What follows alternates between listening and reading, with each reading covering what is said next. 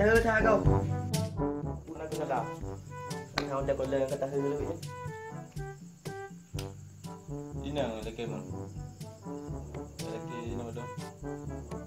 Kau pekan je dekat mana pekan je tahu. Punah pikiran. Kalian bahasa sosmed, bahasa sosial media. Kau tu ye. 2 juta dah tahu semua. Alah.